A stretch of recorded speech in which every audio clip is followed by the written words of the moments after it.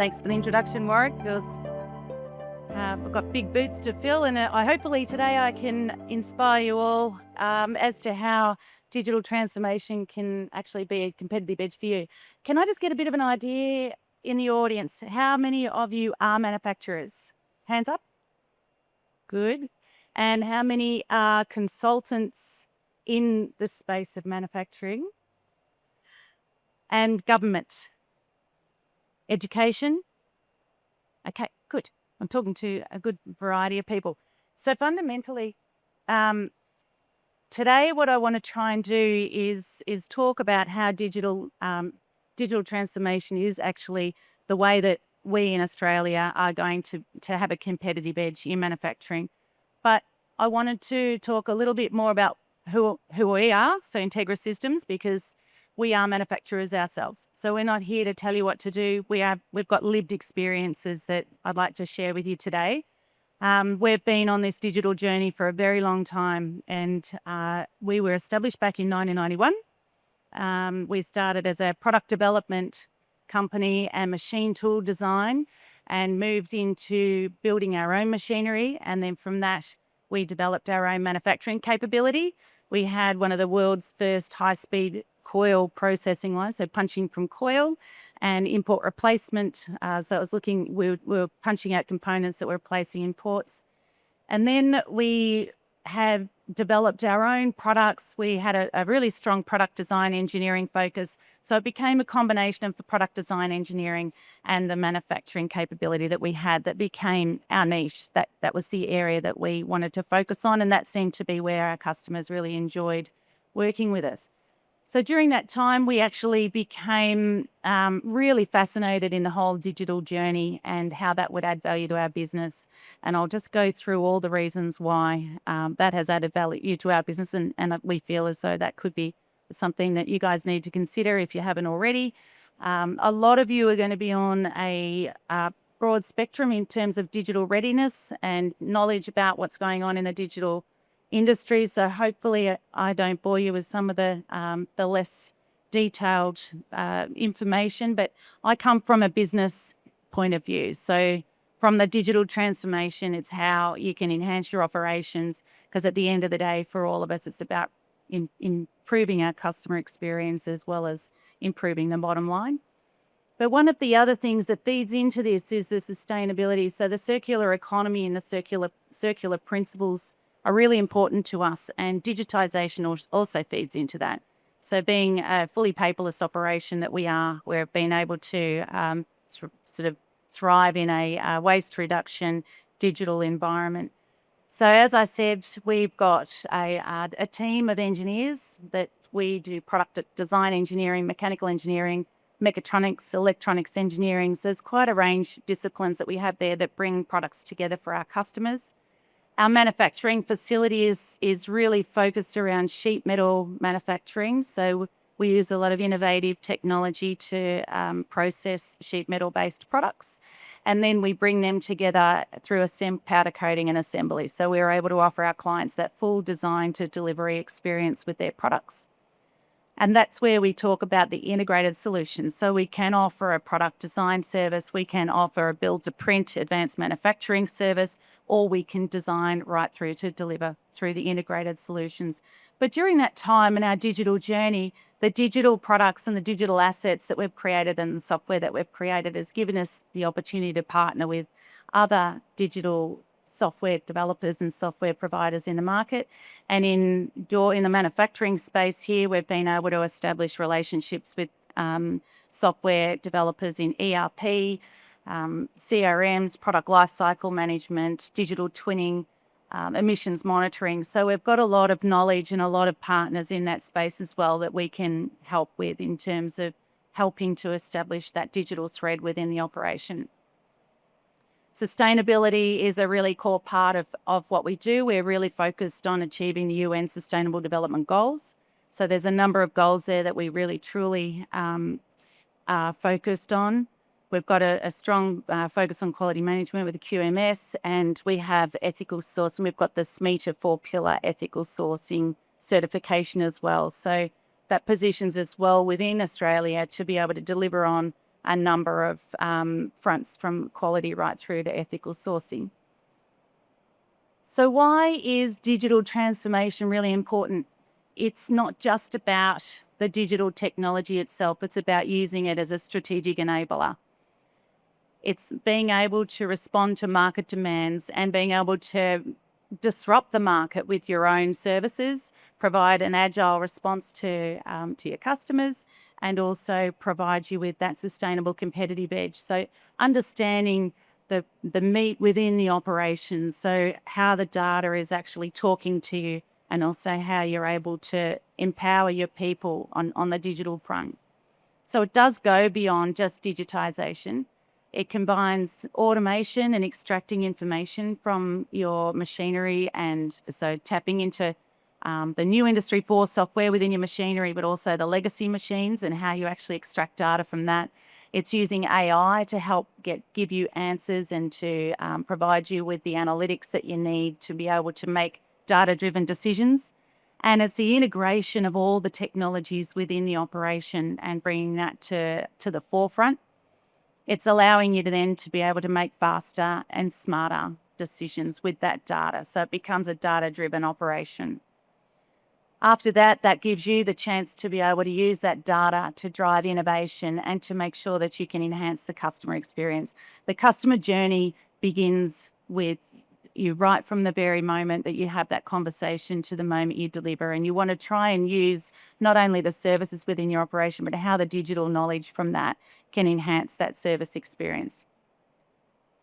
So there's really 5 key pillars to digitisation, and I'll step through each of those individually. But there's technology, and there's people, and there's the data. Then at the end of the day, it comes down to the customer.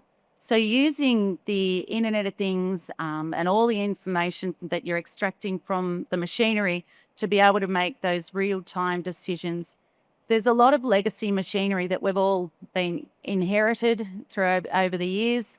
Industry 4.0 data has really only started to come to the fore from the software in the last 7 or 8 years. So there's a lot, and there's a lot of history here. I'm sure there are family generational businesses here, longevity in the manufacturing industry.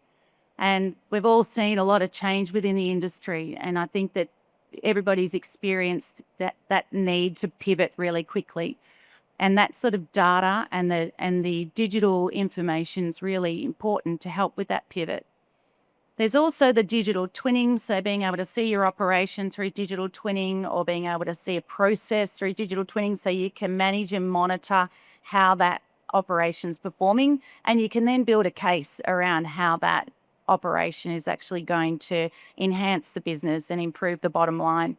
It allows you to use data for predictive maintenance, and then you've got the agile side of manufacturing, so being able to respond really quickly because you've got the data at your fingertips to be able to do that.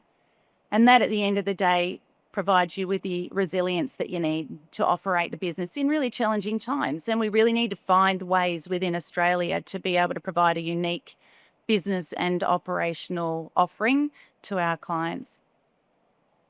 Data is really, really important. Rubbish data in, rubbish data out. So being able to use the data and analysing the data and tapping into the supportive systems within the Victorian and Australian market. There's a lot of different hubs. There's a lot of universities that can help you with the data. So students, we find we actually have quite a lot of young people working within our operation because they are actually driving the digital transformation. They know a lot more than we do. They know how to use the technology. You know, I'm old, so I'm not necessarily in a position to understand that technology. So they're driving that, and we're respecting where that's coming from. But there are a lot of ways that we can actually use students to help understand and drive the data insights. And then there's the ability to predict and use prescriptive ways to be able to make some really informed decisions. Presenting all of that on dashboards is important for management, but it's important for people. So empowering the people with information, empowering them with knowledge is really important. So being able to have some really basic dashboards that provide people with the ability to manage and monitor how they're performing, and you see them really start to step up and want to beat the clock, and it becomes part of how they operate if you're able to work within that cultural side of things. So from the data storage, you've got the cloud, you've got the VPN, you've got cybersecurity. There's a lot of different ways that you can actually manage the data and integrate the data. And depending on the industries that you're working in, there's going to be certain protocols that you need to stick with. So you've got DISP within the defence system. You've got the ability to, in some industries, you can store things on the cloud. The cloud's very, very secure. But there's also a lot of ways that you can overcome some of the cybersecurity issues. But there's the integration of your ERP, your manufacturing execution system, and your CRM. And we're starting to see a lot of software providers bring that software to the market and really using intuitive ways for us to be able to interpret the data and present the data. And you've got dynamic scheduling. There's a whole lot of ways that we can actually use the data now to provide us with a really quick way of responding to customer needs. And then it gives you that chance too to collaborate with the people and make some really good decisions that are based on data. But coming back to culture, driving a culture that embraces change. And most operations, they talk about having people who are a little bit older and don't want to make change. But I think we're the same. We've got a diverse staff within our operations. But when they see the benefits and the way that it's going to enhance their job, you start to see their shift. So it's all about how they get to see the positive change within the operation and how the digitisation can actually drive that shift within the organisation. And being able to manage that change, that's really, really critical. And it's part of empowering the people. So providing them with that 360-degree feedback so they get heard, they know that the information that you're presenting to them is really important for their job, helps them do their job better. They can then feed information back to the production management team and the executives, and you start to see this 360-degree feedback, which makes them feel empowered and really heard. And there's a lot of different ways that you can use software and technology and digital assets to drive that workforce culture. So coming back to the end of the day, it's all about making sure our customers are happy. So we're able to use the data to start driving some of the customization so you can then scale. So when you've got new products coming to the market, when you've got products that you're actually creating for your customers, you can then scale quickly. You can make good decisions about staffing so you don't over-resource because you can actually track what's actually happening. So you've got your actual data versus your predictive data. And then you can start to use that as a data-driven service with your customers as well. So the experience and the journey that they have is really part of that digitisation. We use within our own operation, I'm going to show you a bit of a case study shortly on how we use data, how we use technology to drive data and data information and capturing. But digital kiosks and other digital assets are really important to help you capture the data and have that 360-degree feedback. We often, when we're talking with manufacturers, they talk about the different challenges that they're faced with when it comes to the digital journey. And one of them is the legacy systems. There are a lot of different modules now that you can use to extract data from legacy machinery and legacy systems. So that's now becoming really straightforward process. I'm not sure. Can I have a show of hands as to who may have been part of the Smart Enough Factory program? Nobody? Okay, so that was a government program run by the Department of Defence within Victoria and at DMTC. But that's all about using modules in legacy machines to extract data and create dashboards. It might appear to be a costly process to begin with, but there's a lot of really low-hanging fruit. So there's ways that we can digitise information that is not high cost. We can digitise our standard operating procedures. We can digitise our safety procedures, assembly instructions, our schedule. So there's a lot of different ways that we can actually present information to the factory floor that allows them to work faster, we've actually got within our own kiosk, we've got a video conferencing function. So you're saving time between the design office and other work centres because they can communicate, and they can also communicate with customers through video conferencing as well in real time. So there's a lot of different ways that you can actually save money through digitisation. The resistance to change I've touched on, so it depends on how you handle it. And I think that at the end of the day, if they can see, if your staff can see that this is going to make their job easier, and at the end of the day, they do actually care for how their management is thriving or not thriving. So depending on how the business is going, their jobs are on the line. So they want to make sure that you're getting what you need. And if that means that this change is important to help the business thrive, they will embrace that change.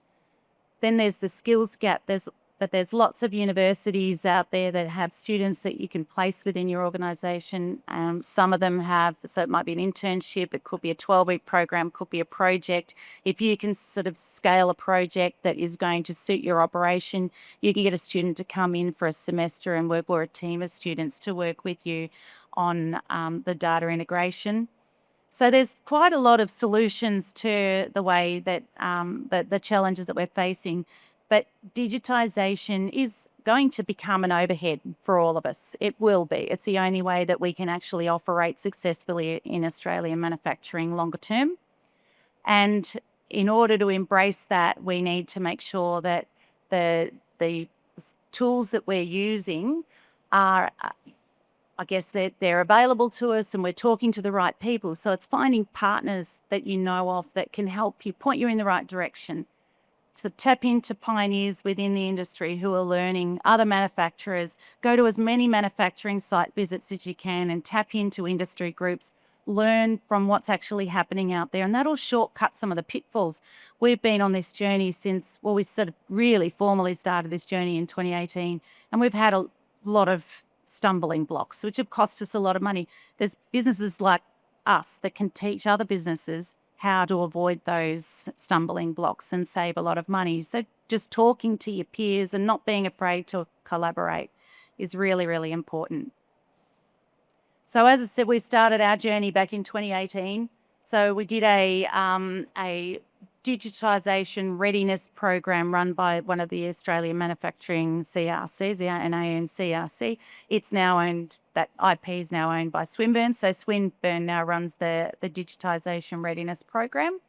So that actually gave us the insight into what we should be doing and how we should do it, and helped us create a pathway forward.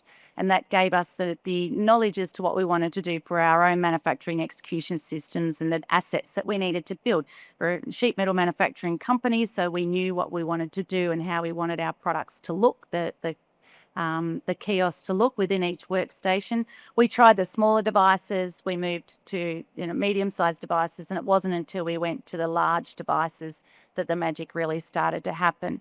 So that started happening for us during COVID. So we did have a little bit of a leg up in terms of cultural change during that time, because digitisation was really important and everyone was embracing it. Remote communication was really important, and we had to separate our company into teams, as most of you had to. And so that cross-pollination of information through the digital technology was really important. But that still exists today, and it's going to continue to exist. And the more ready you are with that digital information, the more resilient you're going to be to anything else that might come across within the market. And there's always going to be disruptions within the market, and being prepared with digital information rather than a paper-based service gives you the ability to react really quickly. Then throughout 2022 and 2023, we really refined our manufacturing execution system. So we got a computer scientist from the University of Technology in Sydney down to Melbourne. We got a little bit of funding from the government to help us with that. We were able to then work through that. So we created a research and development project, and we were able to then build this manufacturing execution software, which fed into our own operations. That then helped us work on a commercial model. So we were able to now work with other manufacturers on a commercial front, providing digital assets within their operation, and also partnering up with them with software partners and actually building a front end for them for their own manufacturing execution system. But that was all part of our own experience. So we have that lived lived experience within that journey. So the K 4.0 was the product that we have now located at every work centre, and that's an interactive kiosk. So that gives our staff the opportunity to input information and extract information. We give them feedback. If they've input information, we're able to feedback when they log on each day that we've actioned their feedback or their suggestion or their engineering change request. So you're able to start to see people really feeling valued, and it's not until you sort of walk through the operation and see how that digital thread becomes a really key element in the empowerment of people that you start to see where that magic's occurring. But it became an application-based system. So we have software, we've got our digital work orders, we've got the dashboards, we've got the video communication there as well, and all of our documentation is actually stored. We've got links to Google Sheets, we've got links to databases. So it's been there's some low-hanging fruit we were able to use, and then more complex stuff which was part of our research and development. But now, because there was no software available for us back when we started these projects, now there's a lot of software out there that can actually help make this happen. So we're able to use this to manage our workflow, and so the information that we're able to provide to our people, we give them the digital, we'll call it digital job flag or digital work order, and that gives them the bill of materials, what process they've got, what process it's moving to, what's been done, the speed at which things are being done. So you're able to use that data to provide them with some knowledge as to how their work practices are going, and that then feeds into a dashboard as well. So that performance management is really important for the people, and it also gives you a chance to have a conversation around what's actually happening within that work centre. We've noticed a bit of a drop in productivity. Was that, were you training? Talk to me about who you were training and what you were training with. Did you have any issues with the tooling? Was there some machine maintenance happening? So you can start asking a lot of questions that perhaps you hadn't been aware of before, because you can start to see how the performance is going at each of those work centres. We also have the ability, when they clock off and they register the products that they've produced, they can scrap it, they can write a description about the scrap, how much was scrap, why it was scrap. That can feed into your root cause analysis, so that then becomes part of your QMS. There's a lot of little things that you can do along the way to help make informed decisions and manage the operations. So what we sort of talk about is that the digital information that's at each work centre becomes your central source of truth. So it is actually the only way that people can access information. So within our operations, paperless, so they have to log in. Initially, when we started doing the login process, we did have some issues with people not logging in, not clocking in or clocking out. So we immediately linked it with payroll. So the first cultural change for us was clocking in, clocking out, and getting that right. And if they didn't get that right, they didn't get paid. And they very quickly learnt how to use the digital technology. And that then fed into all of our systems and all of our processes. So that became part of the also the ERP integration. So that the clocking in and clocking out, they could see, was also really important for feeding into the ERP and managing the productivity and the data that was coming out of that. So the types of results that we see, we've had a massive improvement in carbon emissions and reduction in paper, and so you can start to track that. There's also now for larger operations, anyone over 100 employees needs to report on carbon emissions now, so that this starts to feed into that. And if you can, even if you're unable to really tap into what the carbon emissions are, you're able to prove that you're on the journey towards presenting the carbon emissions data.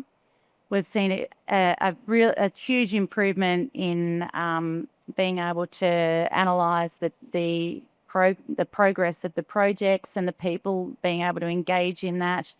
The customer satisfaction, so being able to work with our customers and providing them with real-time information. We've seen an uplift in the ability,